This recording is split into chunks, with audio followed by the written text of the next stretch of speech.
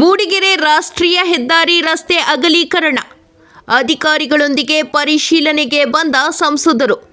ಉಡುಪಿ ಚಿಕ್ಕಮಗಳೂರು ಸಂಸದರಾದ ಕೋಟ ಶ್ರೀನಿವಾಸ್ ಪೂಜಾರಿ ರವ ರಾಷ್ಟ್ರೀಯ ಹೆದ್ದಾರಿ ಸಂಖ್ಯೆ 173 ಮೂಗುತಿಹಳ್ಳಿಯಿಂದ ಮೂಡಿಗೆರೆ ಹ್ಯಾಂಡ್ ಪೋಸ್ಟ್ವರೆಗೆ ಹೆದ್ದಾರಿಯ ಟೆಂಡರ್ ಪ್ರಕ್ರಿಯೆ, ಭೂಸ್ವಾಧೀನ ಪ್ರಕ್ರಿಯೆ, ಮರ ಕಡಿಯುತ್ತಲೇ ಭೂಸ್ವಾಧೀನದ ಪರಿಹಾರ ಪ್ರಕ್ರಿಯೆ. ಮಾನ್ಯ ಅಪರ ಜಿಲ್ಲಾಧಿಕಾರಿಗಳು ಹಾಗೂ ಜಿಲ್ಲಾ ಮಟ್ಟದ ಸಂಬಂಧಿತ ಅಧಿಕಾರಿಗಳೊಂದಿಗೆ ಚರ್ಚೆ ನಡೆಸಿ ನಂತರ ಹೆದ್ದಾರಿಯ ಅಧಿಕಾರಿಗಳೊಂದಿಗೆ ಮತ್ತು ಗ್ರಾಮಸ್ಥರೊಂದಿಗೆ ಸ್ಥಳ ಪರಿಶೀಲನೆ ಮಾಡಿ ಶೀಘ್ರವಾಗಿ ಕಾಮಗಾರಿ ಪ್ರಕ್ರಿಯೆಯನ್ನು ಆರಂಭಿಸಲು ಸೂಚನೆ ನೀಡಿದರು. ವರದಿ ಪ್ರಕಾಶ್ ಬಕ್ಕಿ, ಮೂಡಿಗೆರೆ ತಾಲೂಕು.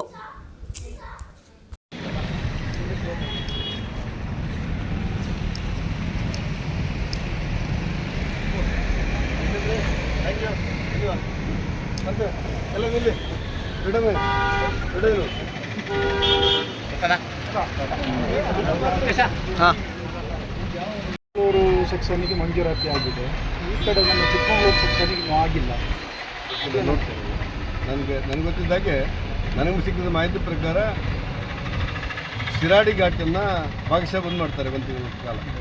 ಆವಾಗ ಚಾರ್ಮಾಡಿ ಘಾಟನ್ನು ಓಪನ್ ಮಾಡಬೇಕು ಅನ್ನೋದು ಸಮಸ್ಯೆ ಇತ್ತು. ಓಪನ್ ಮಾಡಿದಾಗ ರಸ್ತೆ ಮತ್ತು ಇದರ ಪ್ರಯಾಣದ ಅಂದರೆ ವಾಹನಗಳ ಒತ್ತಡ ಎಷ್ಟಿರುತ್ತೆ ಅನ್ನೋದನ್ನು ಸರ್ವೆ ಮಾಡ್ತಿದ್ದಾರೆ ಈಗ ನಾಳೆವರೆಗೆ. ನನಗನ್ಸುತ್ತೆ ಬೆಳತ್ತಂಗಡಿ ಮತ್ತು ಮೂಡಿಗೆರೆಯನ್ನು ಬೇರೆ ಬೇರೆ ಮಾಡೋದಿಲ್ಲ, ಒಂದೇ ಸರ್ವೆ ಮಾಡಿರ್ತಾರೆ. ಎಲ್ಲಿಯಾದರೂ ಒಂದು ಕಡೆ ಮಂಜೂರಾಗಿ ಮತ್ತೊಂದು ಕಡೆ ಮಂಜೂರಾಗಿದ್ದರೆ ಮಾಡಲಿಕ್ಕಾಗುತ್ತೆ, ನೋಡಿ ಮಾಡ್ತಾರೆ. 343 ಕೋಟಿ ಆ ಕಡೆ ಮಂಗಳೂರು ಸೆಕ್ಷನ್ಗೆ ಮಾತ್ರ ಮಂಜೂರಾಗಿದೆ ಅಂತೇಳಿ ಅಲ್ಲಿನ ಸಂಸದರು ಗೊತ್ತಾಗಿದೆ. ಶುರು ಮಾಡಿದ್ದಾರೆ. ಅದು ಸ್ವಲ್ಪ ಆ ಟೆರೇನ್ ಕಡೆ ಖಾಲಿ ಸೈಡ್ ಹಾಗಾಗಿ ಡಿ ಪಿ ಆರ್ ಇರುವಾಗುತ್ತೆ. ಇದೇನು ನಮ್ಮದು ಎಷ್ಟು ಮೀಟ್ರ್ ಬರುತ್ತೆ ಇಲ್ಲಿಂದ ಅಲ್ಲಿಗೆ? ನಮ್ಮ ಗಡಿಯಿಂದ ಅಲ್ಲಿವರೆಗೆ ಕೊಟ್ಟಿಗೆಹಾರ ಗಡಿಯಿಂದ 13 ಕಿಲೋಮೀಟರ್. 13 ಕಿಲೋಮೀಟರ್ ರಾಜ್ಯವರಿಗೆ. ಕೊಟ್ಟಿಗೆಹಾರದಿಂದ ಚಿಕ್ಕಮಗಳೂರು ಗಡಿ ಬರುತ್ತೆ. ಚಿಕ್ಕಮಗಳೂರು ಗಡಿಯಿಂದ ಚಾರ್ಮಡಿವರೆಗೆ ಮತ್ತೆ 11 ಕಿಲೋಮೀಟರ್ ಬರ್ತದೆ ಸರ್. ಅದು ಸ್ಯಾಂಕ್ಷನ್ ಆಗಿದೆ ಸರ್. ಈಗ ಈ ಮಲೆನಾಡು ಭಾಗ ಆದ್ದರಿಂದ ಈಗ ಮಳೆ ಬರೋ ಸಾಧ್ಯತೆ ಇದೆ. ಈಗ ಅತಿ ಶೀಘ್ರದಲ್ಲೇ ಮಳೆಗಾಲದಲ್ಲಿ ಮಾಡ್ಬೋದಾದಂಥ ಕೆಲಸ ಏನು? ಮಳೆಗಾಲ ಅಲ್ಲದಿರುವಾಗ ಮಾಡ್ಬೋದು ಕೆಲಸ ಏನು? ಎಷ್ಟೋ ತಿಂಗಳು ಕೊಟ್ಟಿರ್ತಾರೆ.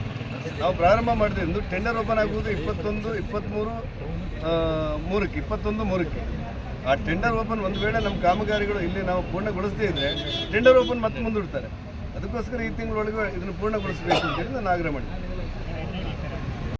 ಸರ್ವೆ ಅಧಿಕಾರಿಗಳು, ತೋಟಗಾರಿಕೆ ಇಲಾಖೆಯವರು, ಅರಣ್ಯ ಇಲಾಖೆಯವರು ಇವ್ರನ್ನೆಲ್ಲ ಇವತ್ತು ಜಿಲ್ಲಾಧಿಕಾರಿಯವರಲ್ಲಿ ಕಚೇರಿಯಲ್ಲಿ ಕರೆದು ಮಾತಾಡಿದ ನಂತರ ಮೂಡಿಗೆರೆಯವರು ಸುಮಾರು ಇವತ್ತು ಜಾಯಿಂಟ್ ಸರ್ವೆಯ ಅನುಮೋದನೆಯನ್ನು ಇವತ್ತು ಕೊಟ್ಟಿದ್ದಾರೆ, ಕೊಟ್ಟಿದ್ದಾರೆ.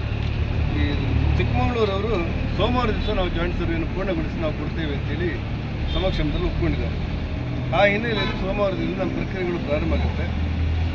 ಇನ್ನು ಕೆಲವು ಸಣ್ಣ ಸಮಸ್ಯೆಗಳನ್ನು ನಿವಾರಿಸಿಕೊಂಡು ಈ ತಿಂಗಳ ಅಂತ್ಯದೊಳಗೆ 6 ಫೈಲ್ ಹೋಗುತ್ತೆ.